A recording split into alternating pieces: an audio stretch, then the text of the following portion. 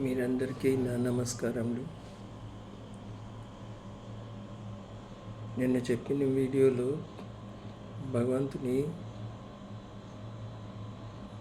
అతను చేయి పట్టుకొని నడవాలని చెప్పాను.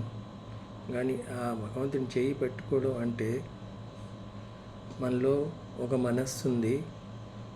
ఆ మనస్సుని ఈ సంసారం నుంచి మరలించి మన దేహం లోపలికి తీసుకొని వెళ్ళవలను. అలా అప్పుడు ఎందుకంటే మన దేహంలో ఆ భగవంతుడు నివసిస్తాడు. అందుగురించి ఆ మనస్సును పట్టుకెళ్ళి ఆ భగవంతుని యందు ఉంచవలను. అప్పుడు ఆ భగవంతునితో మనం ఉంటాం.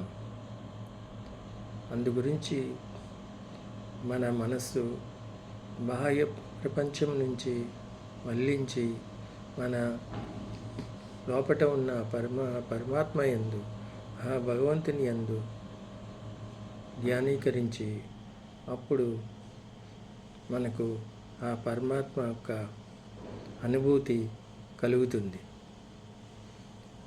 అప్పుడు మన జీవనచర్య, మనం ఎక్కడికి వెళ్ళినా మనతో పాటు అతను ఉంటారు.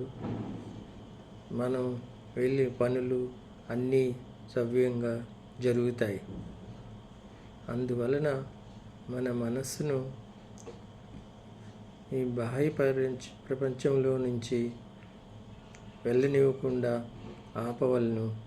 అందుకు మనం భక్తి మార్గంన కొంతవరకు వెళితే ఇది సంభవం కలుగుతుంది.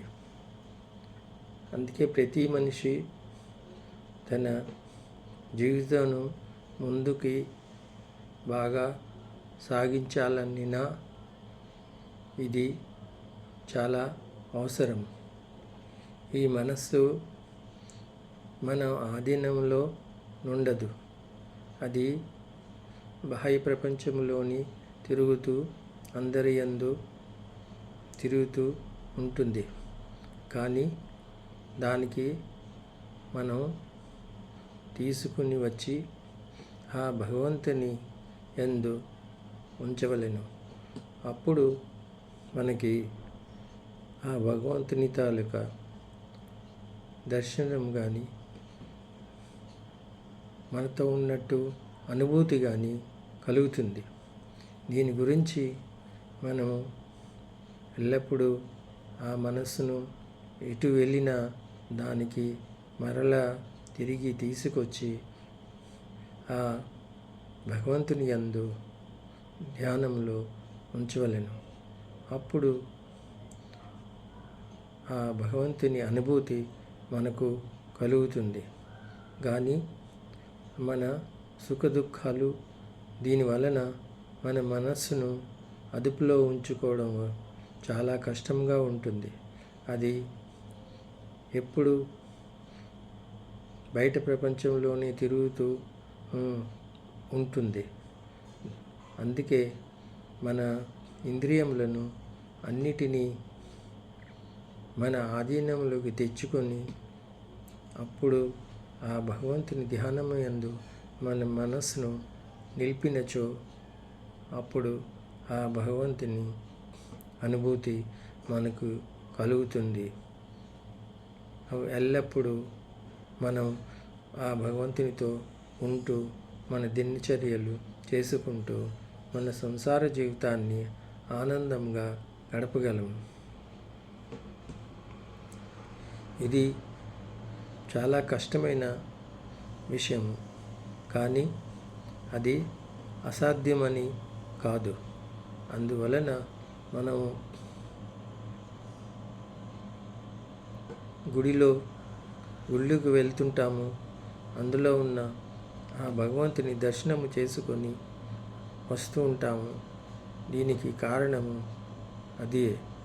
అలాగా కొన్ని రోజులు మనం ప్రతి గుడికి రోజు మన ఇంటి నుంచి బయటికి వెళ్ళినప్పుడు ఆ భగవంతుని దర్శనం చేసుకుంటూ ఉంటే కొంతకాలంకి అది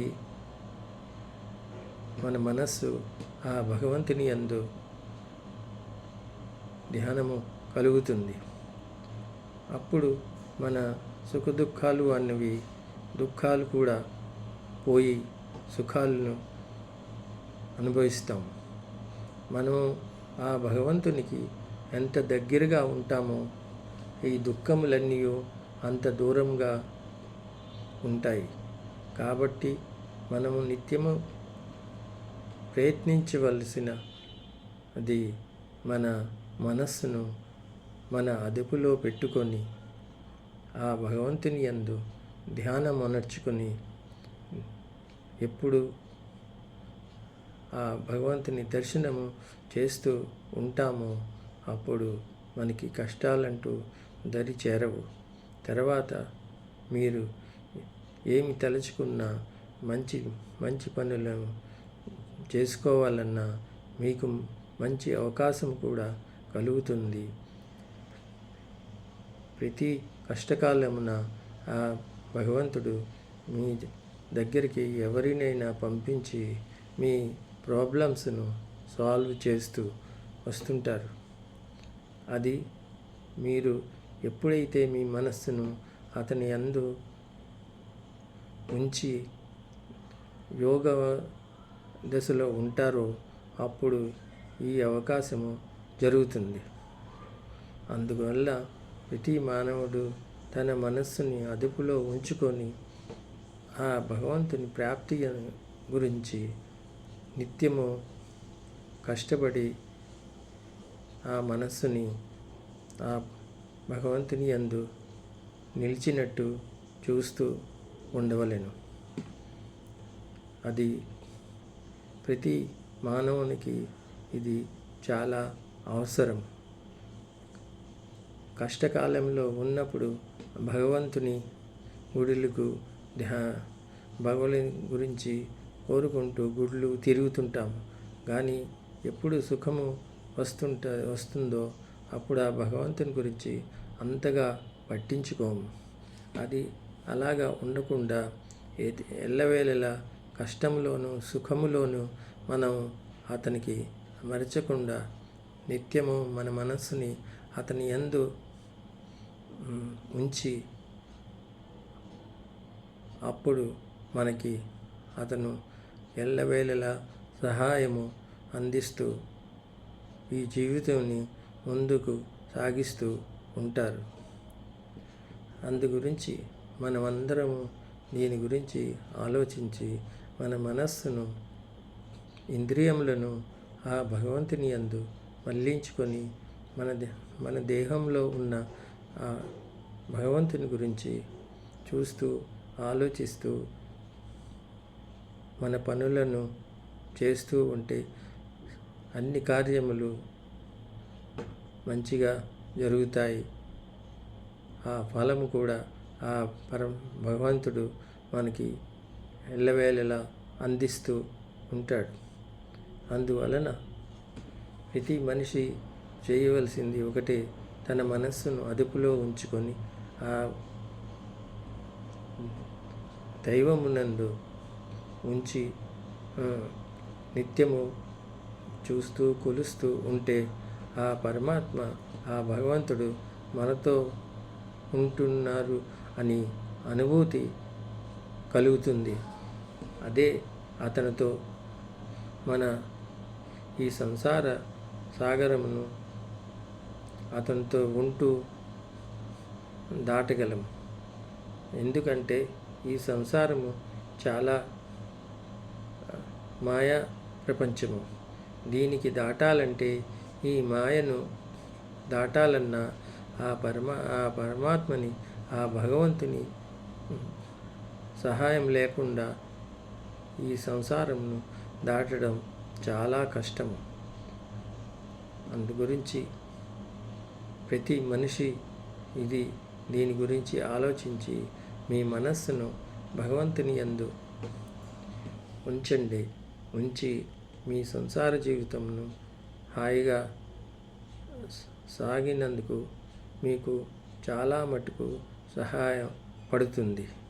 ఇది అందుగురించి మీరందరూ దీని గురించి ఆలోచిస్తూ ఈ పని కొన్ని రోజుల వరకు చెయ్యండి. మీకే లాభము కలుగుతుంది. నమస్తే.